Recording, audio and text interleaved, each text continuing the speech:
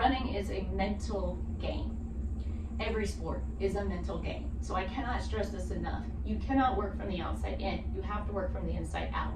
With that said, you also have to remember that you need to fuel before. Don't think that you can go for a run without eating when you haven't eaten since the night before, and you're like, it's fat burning, but it's also your muscles are breaking down.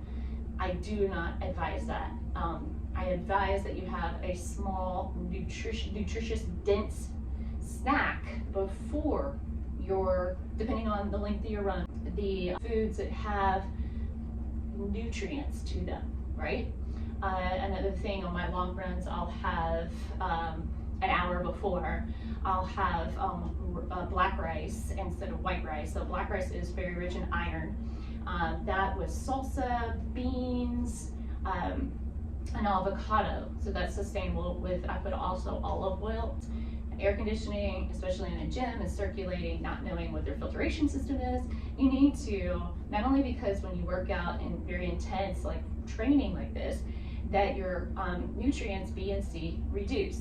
So you want to remember, and it's super important before your workout, that you create and protect your immune system, and you want to enhance your immune system, right? And you want to do that throughout the day. So I recommend not only just your daily morning vitamins first thing in the morning, these mini meals throughout the day that are nutritious.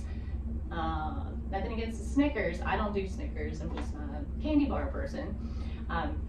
My coach said, hey, eat that pack of M&Ms, you're going to run the football field 72 times to burn it off. I don't know, that stuck in my head. Whether or not that was true, I just always thought that. So I would take the chocolate off and only eat the peanuts inside. That was, even as a young athlete. So again, I've been running, I started at age of 5. It was just fun. I've always felt that this is fun. I want you to do something that you enjoy. But in the workout, especially over the age of 40, I recommend any age, especially when you're building a base, you also want to engage in strength training.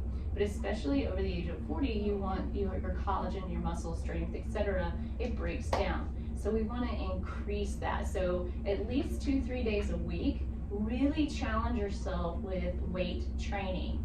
What I do on the bike is I put it at a 9 or 10, and I'll do that strength training. What that's going to do during a marathon race is it's going to help you climb those hills. It's going to help you speed past someone that you have been running behind, and then right at the last second you have the thrust that you need to get around that hill, around that curve, and come out of that curve and just right past them, because you have trained correctly.